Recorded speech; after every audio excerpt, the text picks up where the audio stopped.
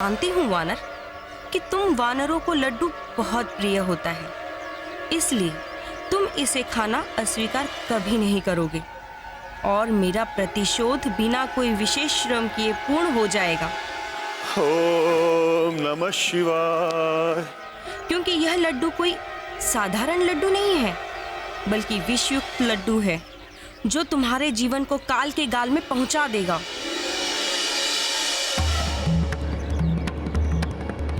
ओम नमः शिवाय, ओम नमः शिवाय, ओम नमः शिवाय, ओम नमः शिवाय, ओम नमः शिवाय, ओम नमः शिवाय, ओम नमः शिवाय, ओम नमः शिवाय, ओम नमः शिवाय, ओम नमः शिवाय, ओम नमः शिवाय, ओम नमः शिवाय, ओम नमः शिवाय, ओम नमः शिवाय।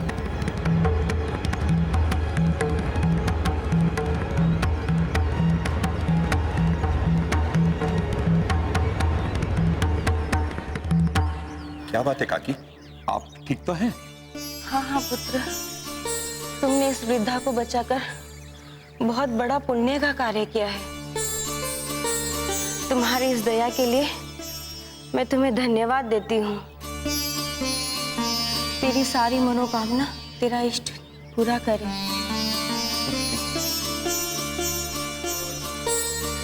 मूर्ख वानर, आज तूने एक वृद्धा को नहीं बल्कि अपनी मृत्यु को सहारा दिया है, साक्षात अपने काल को।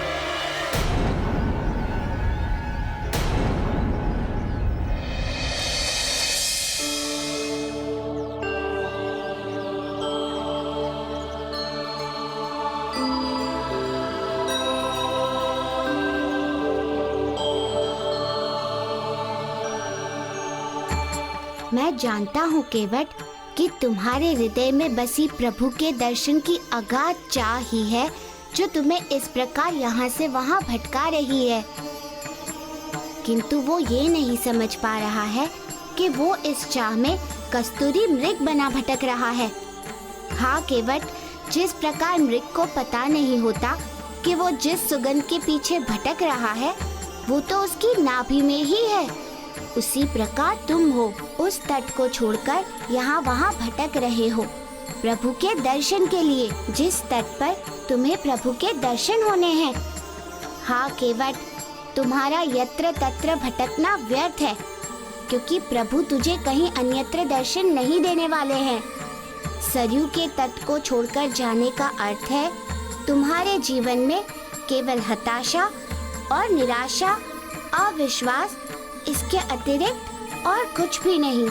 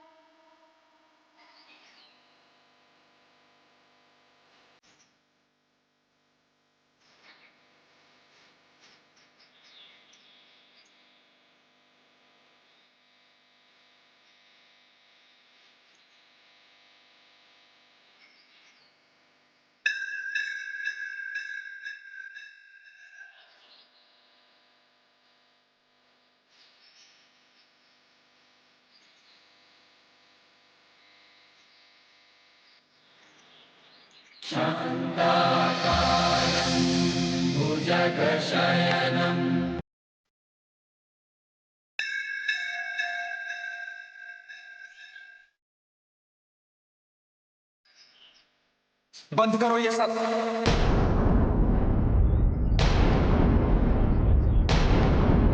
बंद करो ये आरती। क्यों पुत्र, क्या हुआ? और तुम भगवान की आरती बंद करने के लिए क्यों कह रहे हो? क्योंकि कोई भगवान नहीं है संसार में, सब छलावा है, भ्रम है। ये तुम कैसी बातें कर रहे हो? इस प्रकार की भाषा का प्रयोग तो नास्तिक लोग किया करते हैं।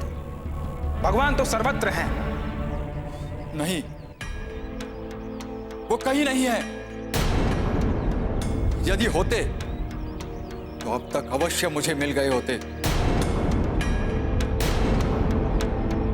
मैंने क्या कुछ नहीं किया उन्हें पाने के लिए, लेकिन क्या मिला? कुछ भी नहीं। मेरी एक भी पुकार नहीं सुनी उन्होंने।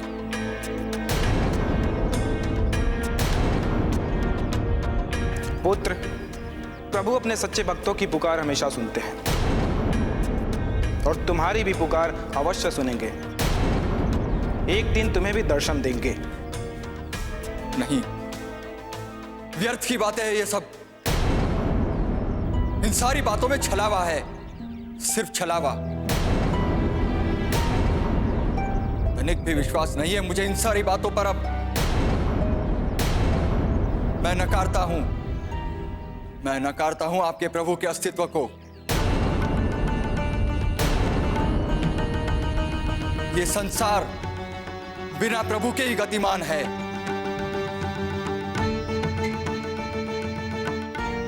ऐसी बात नहीं है पुत्र, बिना इस सर्वशक्तिमान के संसार कभी गतिमान हो ही नहीं सकता। यदि ये सत्य है तो इन्होंने अब तक मुझे अपने दर्शन क्यों नहीं दिए? क्या कमी रह गई मेरी भक्ति में? क्या त्रुटि रह गई मेरी आस्था में?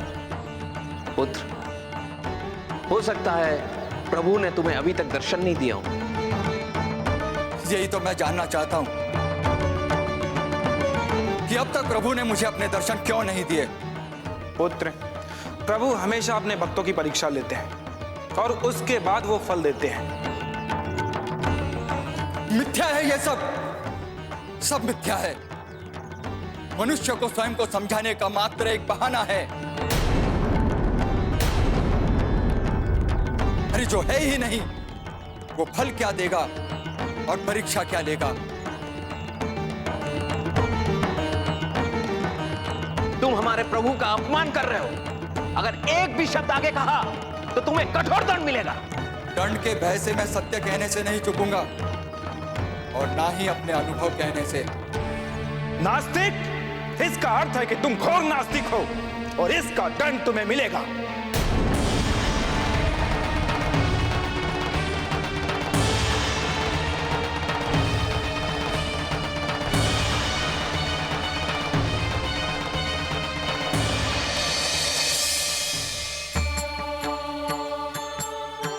केवट की पत्नी ने कहा था कि वो उत्तर दिशा की ओर गया है, इसलिए मुझे उत्तर दिशा की ओर ही चलकर उसे खोजना चाहिए।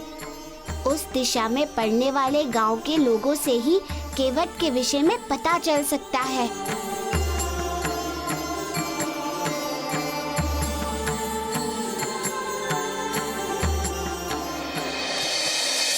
काकी, आप इस निर्जन वन मार्ग से कहाँ जा रही थी? निकट के शिव मंदिर से भोलेनाथ का दर्शन करके बस अपनी कुटिया की ओर जा रही थी। पुत्र, तुम्हें देखकर तो ऐसा बोध हो रहा है कि तुम बहुत लंबी यात्रा के लिए निकले हो। हाँ काकी, आप बिल्कुल सत्य कह रही हैं। मैं भोलेनाथ के दर्शन के लिए कैलाश पर्वत जा रहा हूँ। ये तो बहुत शुभ कार्य करने जा रहे हो।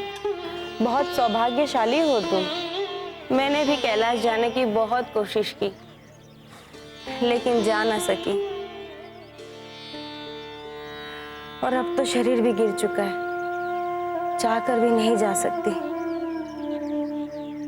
और अब जब तुम भोलेनाथ के दर्शन करोगे तो मैं भी यही सोचूंगी कि मैंने भी दर्शन कर लिए।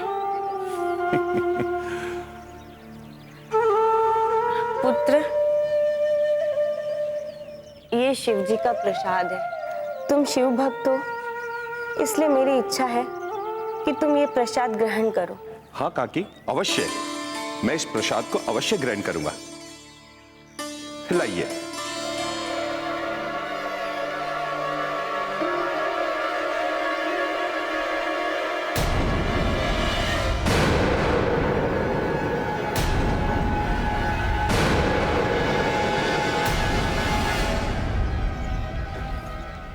काकी, वास्तव में मैं भाग्यशाली हूं और और भोलेनाथ की असीम कृपा है जो मेरी कैलाश पर्वत की यात्रा पूर्ण होने से पहले ही मुझे श्री का प्रसाद प्राप्त हो गया।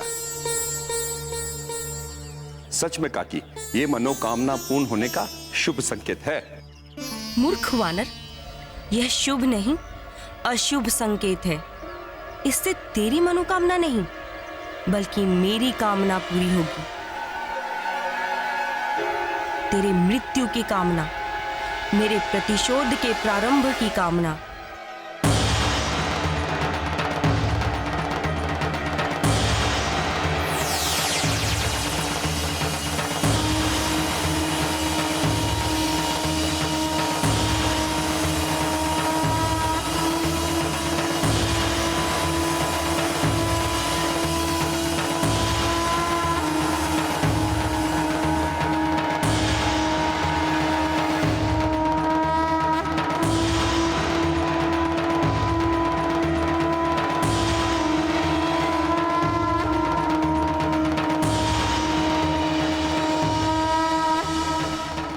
काकी, आपके इस प्रसाद को ग्रहण करने के बाद मेरे शरीर में एक नई ऊर्जा का संचार हो गया है। मुझे ऐसा प्रतीत हो रहा है कि मैं दुगनी गति से अपनी मार्ग की ओर प्रस्थान कर सकूंगा और शीघ्र ही कैलाश पर्वत पर पहुंच जाऊंगा। अब मुझे आज्ञा दीजिए, यात्रा लंबी है और मुझे निकलना चाहिए।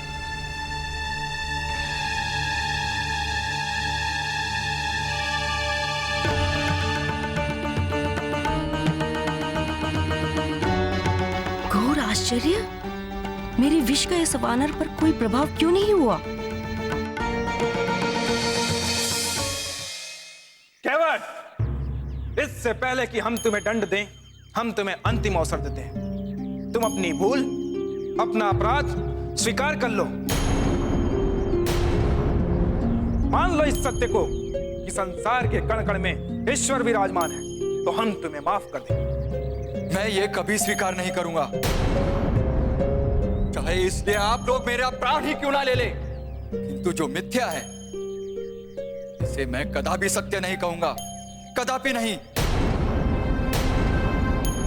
पुजारी जी, इस अधर्मी से बात करने का कोई लाभ नहीं है, इसे दंड मिलना चाहिए। हाँ, यदि सत्य कहना अधर्म है तो मैं अधर्मी हूं मैं अधर्मी। दीजिए मुझे दंड, जो दंड देना चाहते दीजिए, मैं स्वीकार करता हूं।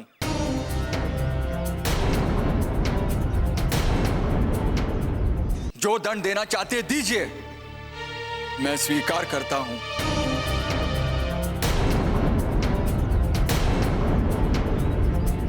पुजारी जी, ये अधर्मी के साथ साथ मूर्ख और अभिमानी भी है। अपने अभिमान के आगे इसे भगवान के अपमान का भी पछतावा नहीं है। हाँ, मुझे किसी भी बात का पछतावा नहीं है और ना ही कभी होगा, क्योंकि मैंने उसे नकारा है, उसकी सत्ता को अस्वीकार किया है, जिसका इस संसार में कोई अस्तित्व ही नहीं है।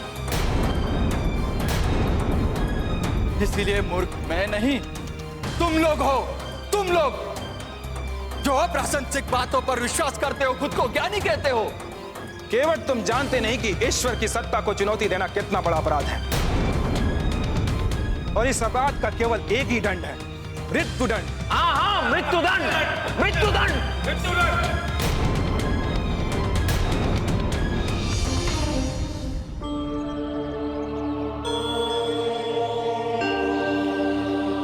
मैंने सभी गांव में पता कर लिया, किंतु किसी को भी केवट के विषय में कुछ भी पता नहीं है। न जाने कहाँ चला गया है केवट। नारायण नारायण।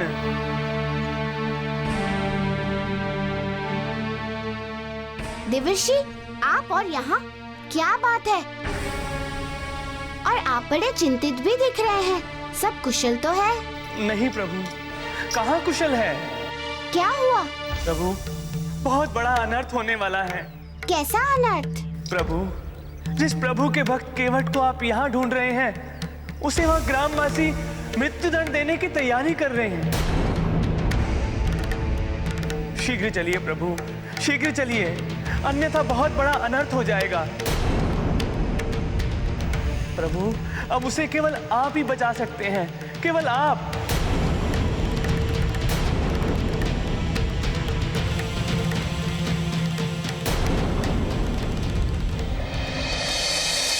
अब प्रतीक्षा किस बात की हो रही है?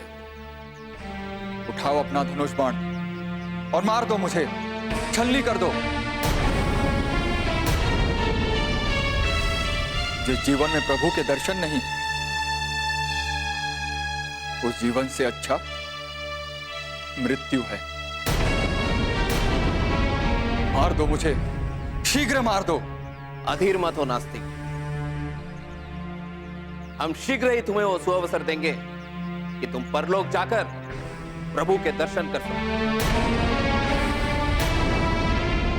उसके अस्तित्व को जान सको, समझ सको। फिर वही झूठ, फिर वही झूठ। आपके प्रभु का अस्तित्व ना तो इस लोक में है और ना ही किसी और लोक में। मूर्ख, अभिमानी, अधर्मी, नास्तिक, तुम्हें मृत्यु का भी भय नहीं? जो इस काल के सम्मुख खड़ा होने के बाद भी तुम हमारे ईश्वर का अपमान कर रहे हो, तुम वास्तव में ही मृत्यु दंड के योग्य हो। तेरी तो अभिलंब बलि चढ़ा देनी चाहिए, अभिलंब। हरि जी, आप तो अपने प्रभु में अटूट विश्वास करते होंगे ना? यह भी भला पूछने की बात है मूर्ख? तो फिर आप ये भी मानते होंगे कि जीवन और मृत्यु दोनों ही आपके प्रभु के ही हाथ में होता है। निसंदेह। परंतु मैं कहता हूं कि मेरी मृत्यु आपके प्रभु के अस्तित्व की परीक्षा है। तुम्हारे कहने का तात्पर्य क्या है? केवल इतना ही कि यदि सच में ही प्रभु है, ईश्वर है, तो वो इस केवट के प्राणों की रक्षा करेंगे।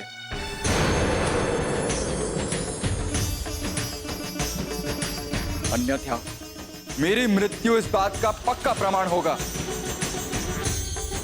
कि इस संसार में प्रभु है ही नहीं। कोई ना माने ईश्वर के अस्तित्व को। मेरी मृत्यु आपके ईश्वर की हार होगी, याद रखिएगा। सरपंच जी, अब आप विलंब मत कीजिए। इस अधर्मी को समझाने का कोई लाभ नहीं। आप तुरंत इसे मृत्यु दंड दे दीजिए। इस अधर्मी को समझाने का कोई लाभ नहीं। आप तुरंत इसे मृत्यु दंड दे दीजिए, ताकि इसकी आसुरी वाणी समाज के अन्य लोगों के कानों तक ना जा पाए। अन्यथा हमारे धर्म की बहुत बड़ी क्षति होगी, जिसके दोषी हम होंगे। सही कह रहे हैं पुजारी जी, इसके कारण हम भी पाप के भागी होंगे। इसलिए बिना एक पल गंवाए